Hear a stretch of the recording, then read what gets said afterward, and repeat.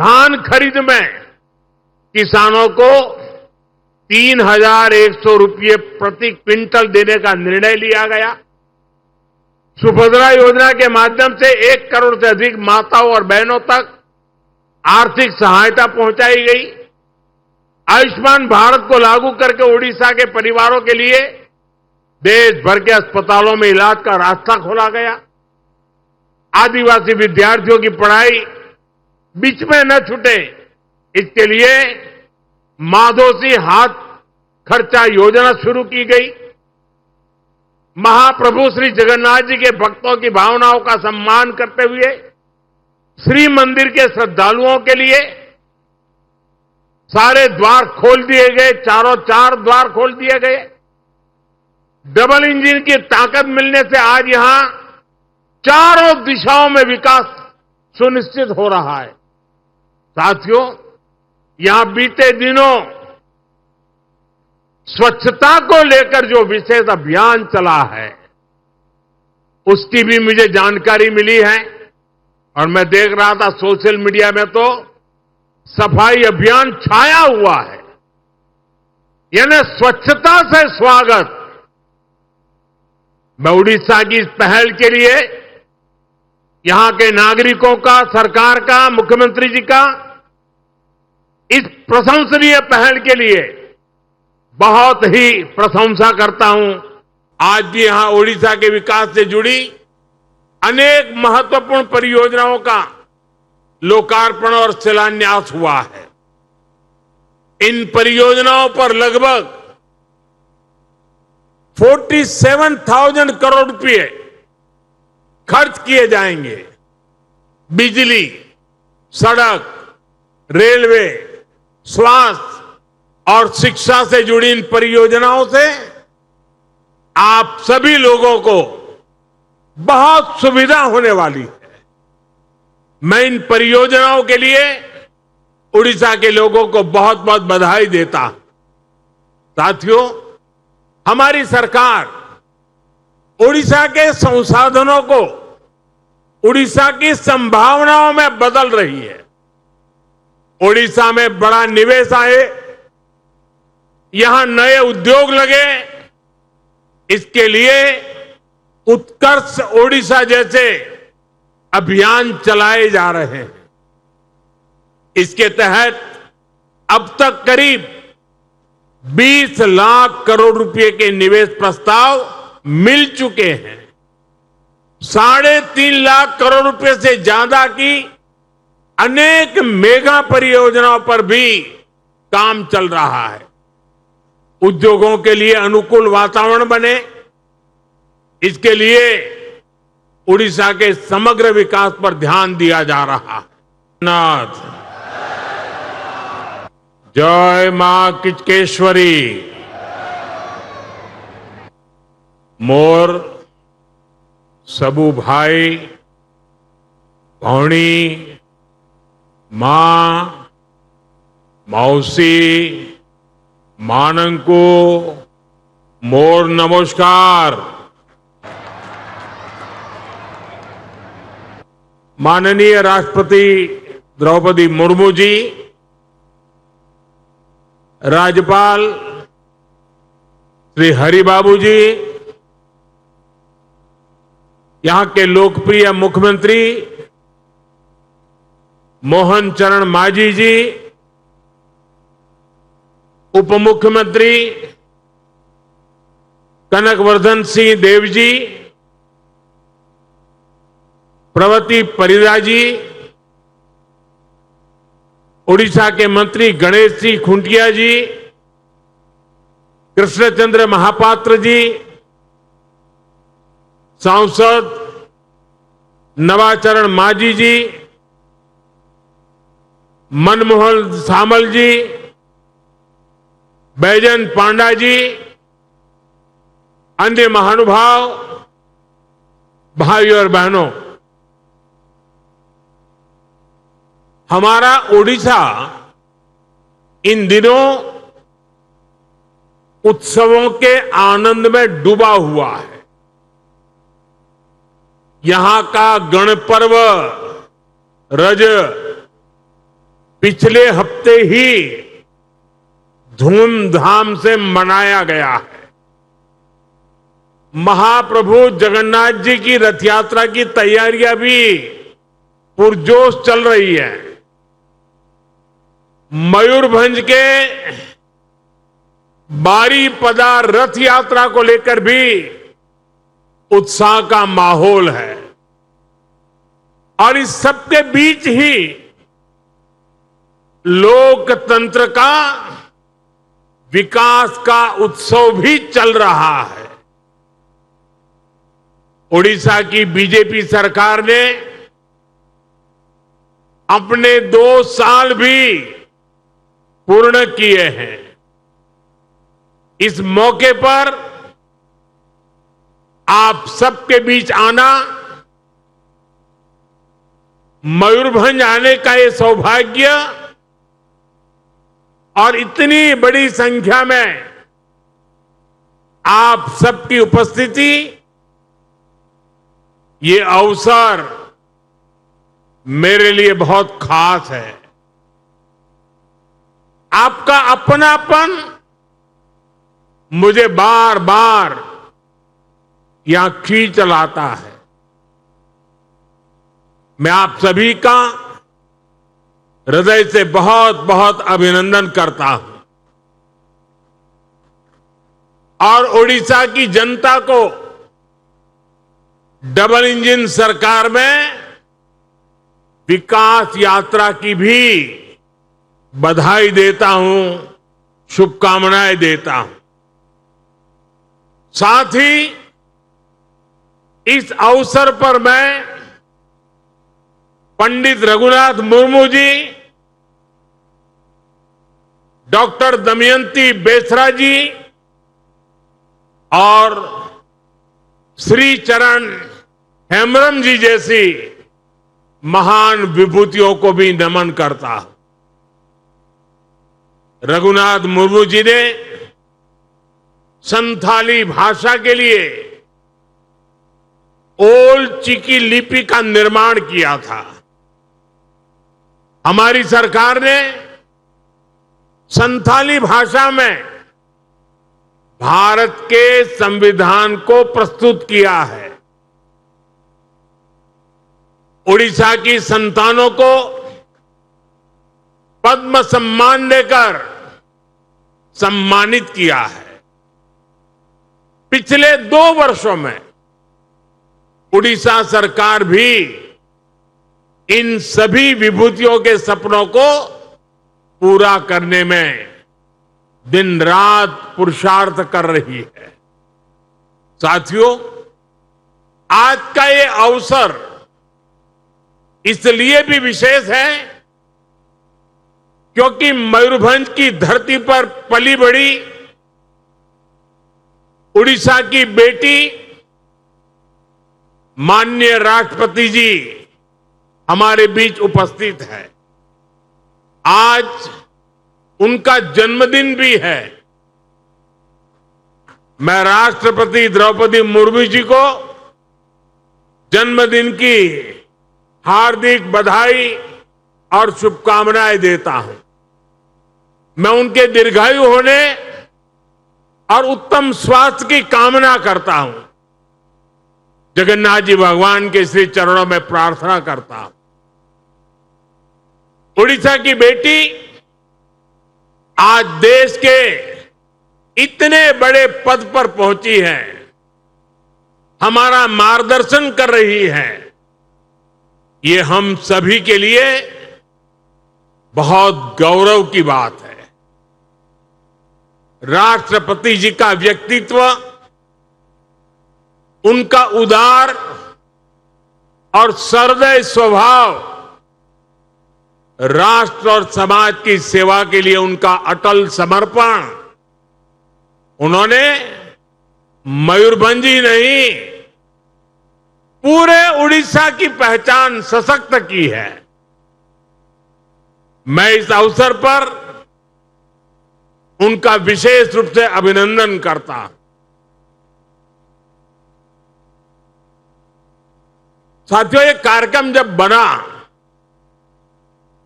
तो इसमें मूल कारण तो लॉजिस्टिक था। लंबे अरसे से यहां आने के लिए चर्चा चल रही थी, लेकिन कोई तालमेल नहीं बैठता था। 21 जून को अंतर्राष्ट्रीय योगा दिवस कोलकाता में तय हुआ, तो फिर मैंने कहा अच्छा है, आज बंग दिवस भी है, तो क्यों न मैं सुबह मयूरभंज होकर के शाम को फिर कोलकाता के कार्यक्रम में जाऊं। और इसके कारण ये 20 जून तय हुई। लेकिन कुछ चीजें ऐसी होती हैं जिसकी मंगल कामनाएं ईश्वर अधीन होती है, और इसलिए आज एक शुभ मंगल हो गया कि राष्ट्रपति जी का जन्मदिन भी मुझे आज उनके गांव में जाकर के उनको शुभकामनाएं देने का अवसर मिला। साथियों, आज मैं राष्ट्रपति जी के साथ पहाड़पुर भी गया था। मैं इस क्षेत्र के बच्चों के लिए उनके द्वारा बनाए गए स्कूल भी गया। बच्चों के साथ कुछ यादगार समय बिताने का अवसर मुझे मिला। मैं देख रहा था बच्चों के चेहरों की चमक, राष्ट्रपति जी की उपस्थिति और आत्मीयता। वहां मुझे ऐसा कुछ भी नहीं लगा किसी बच्चे को यह लगा हो कि राष्ट्रपति जी आई है। हर बच्चे को लगता था उनकी मां आई है।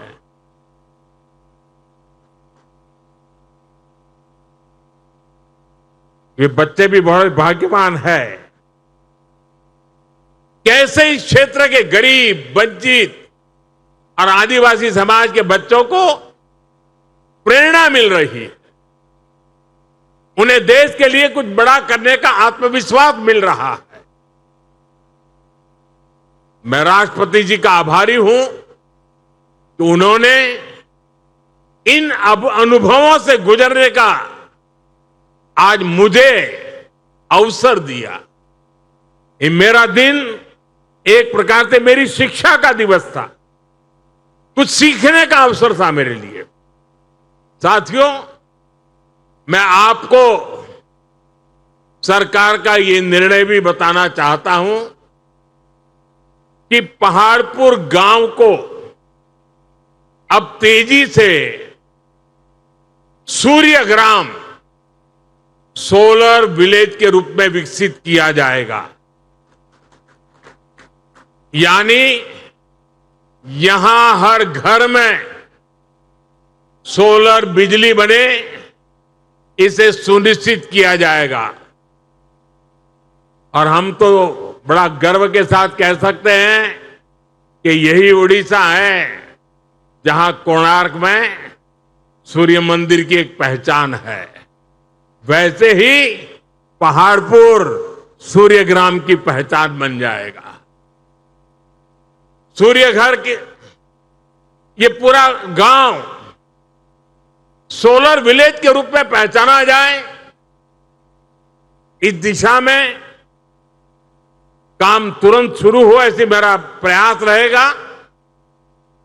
इस अभियान से पहाड़पुर के लोगों को मुफ्त सोलर बिजली भी मिलेगी और ज्यादा बिजली होगी, वो उनकी आय भी बढ़ाएगी। साथियों, उड़ीसा में डबल इंजन सरकार के 2 साल कई मायनों में ऐतिहासिक रहे। मुख्यमंत्री मोहन चरण मांझी जी के नेतृत्व में आज उड़ीसा तेज गति से विकास के रास्ते पर आगे बढ़ रहा है। आज यहां गरीब कल्याण की योजनाओं से सामान्य मानवी का जीवन बदल रहा है। ओडिशा में आर्थिक गतिविधियां, निवेश और उद्योगों को आकर्षित करने का सामर्थ्य आज नजर आ रहा है। यहां रोजगार के नए अवसरों के लिए तेजी से काम हो रहा है। साथियों, केंद्र सरकार का विजन है पूर्वी भारत के विकास से भारत का विकास। इसलिए हम पूर्वोदय की नीति पर काम कर रहे हैं। जिस पूर्वी भारत को कांग्रेस के दौर में पिछड़ेपन का पर्याय बना दिया गया था, आज वो प्रगति का प्रवेश द्वार बन रहा है। आज ओडिशा खुद इस बदलाव का साक्षी बन रहा है। साथियों, ओडिशा के पास समुद्र है, खनिज संपदा है, कृषि की शक्ति है और सबसे सामर्थ्यवान यहां युवा प्रतिभा है। इस सामर्थ्य का पूरा उपयोग करने के लिए हम मिलकर काम कर रहे हैं। इसलिए आज ओडिशा में रेलवे इंफ्रास्ट्रक्चर में रिकॉर्ड निवेश हो रहा है। नई सड़कें और आर्थिक कॉरिडोर बन रहे हैं। पोर्ट्स का विस्तार हो रहा है। ऊर्जा, सेमीकंडक्टर, ग्रीन एनर्जी और आधुनिक उद्योगों में निवेश आ रहा है। आज भी यहां ओडिशा के विकास से जुड़ी अनेक महत्वपूर्ण परियोजनाओं का लोकार्पण और शिलान्यास हुआ है। इन परियोजनाओं पर लगभग 47,000 करोड़ रुपए खर्च किए जाएंगे। बिजली, सड़क, रेलवे, स्वास्थ्य और शिक्षा से जुड़ी इन परियोजनाओं से आप सभी लोगों को बहुत सुविधा होने वाली है। मैं इन परियोजनाओं के लिए उड़ीसा के लोगों को बहुत बहुत बधाई देता हूं। साथियों, हमारी सरकार उड़ीसा के संसाधनों को उड़ीसा की संभावनाओं में बदल रही है। उड़ीसा में बड़ा निवेश आए, यहां नए उद्योग लगे, इसके लिए उत्कर्ष ओडिशा जैसे अभियान चलाए जा रहे हैं। इसके तहत अब तक करीब 20 लाख करोड़ रुपए के निवेश प्रस्ताव मिल चुके हैं। 3.5 लाख करोड़ रुपए से ज्यादा की अनेक मेगा परियोजनाओं पर भी काम चल रहा है। उद्योगों के लिए अनुकूल वातावरण बने, इसके लिए उड़ीसा के समग्र विकास पर ध्यान दिया जा रहा है। पावर सेक्टर में 6,000 करोड़ रुपए से ज्यादा का निवेश हो रहा है। समृद्ध शहर योजना के तहत शहरी विकास को गति दी जा रही है। आने वाले वर्षों में इन प्रयासों का परिणाम हमें देखने को मिलने वाला है।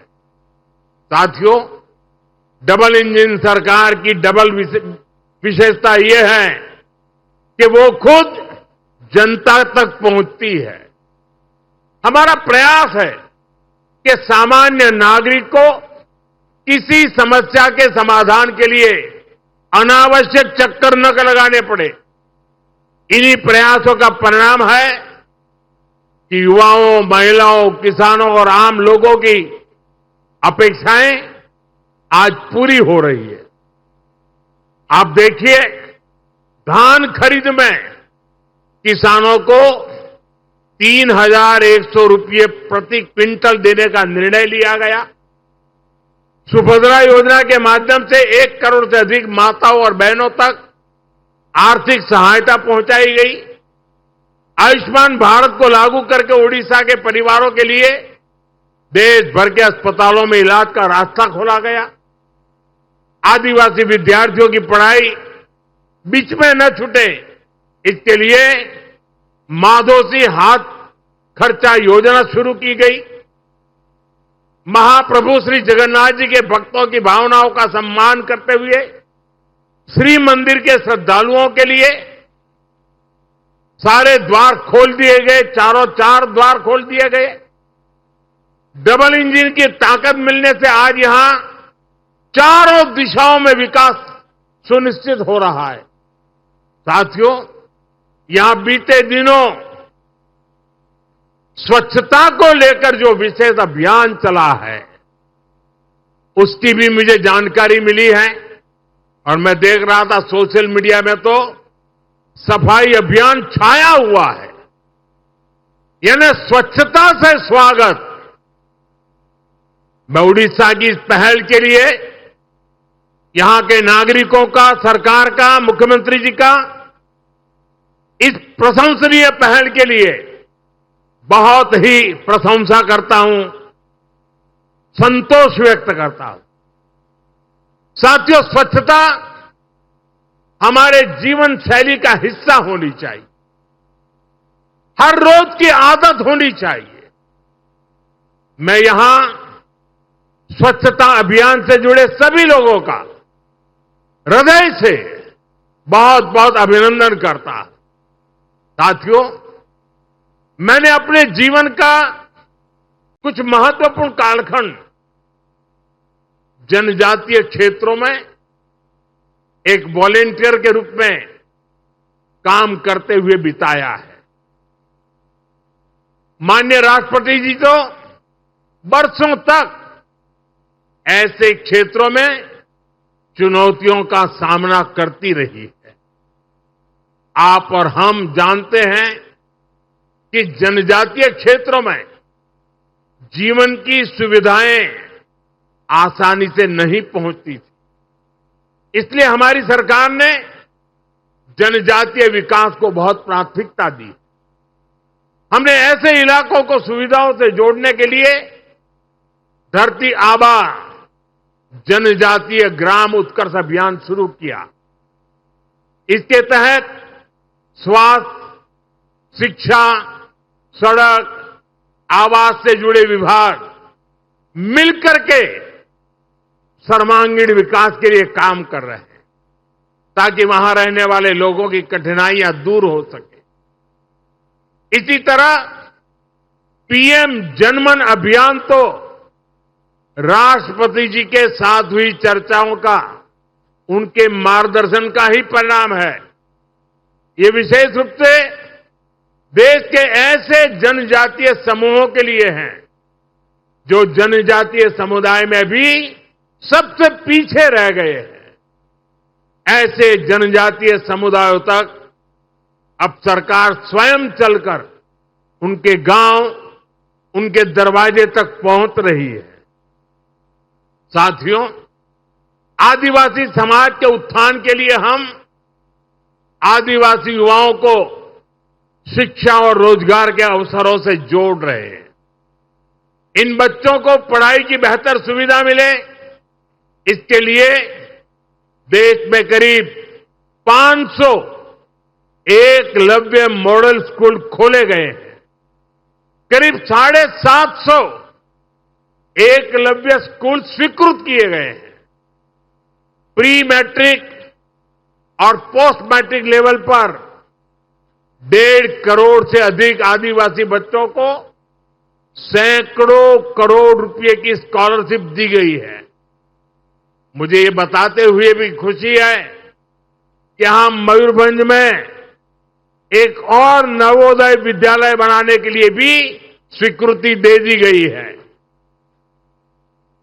साथियों, दूर दराज इलाकों में रहने के कारण जनजातीय समाज स्वास्थ्य से जुड़ी कठिनाइयों का भी शिकार रहा। सिकल सेल एनीमिया जैसी बीमारियां एक बहुत बड़ी चुनौती रही है। हमने इनके खिलाफ देश भर में अभियान चलाया, 4 करोड़ से ज्यादा हेल्थ कार्ड बांटे, मुफ्त इलाज के लिए करोड़ों आदिवासी लाभार्थियों को आयुष्मान कार्ड दिए। जल जीवन मिशन के तहत घर घर साफ पानी पहुंचाया जा रहा है। इन प्रयासों का परिणाम आज हमें दिख रहा है। आदिवासी समाज दशकों पुरानी कठिनाइयों से बाहर आ रहा है। और विकास की मुख्यधारा का हिस्सा बन रहा है। साथियों, आने वाले समय में हमारे सामने दो महत्वपूर्ण पड़ाव है। 2036 में उड़ीसा के गठन के 100 वर्ष पूरे होंगे और 2047 में भारत की स्वतंत्रता के 100 वर्ष पूरे होने वाले।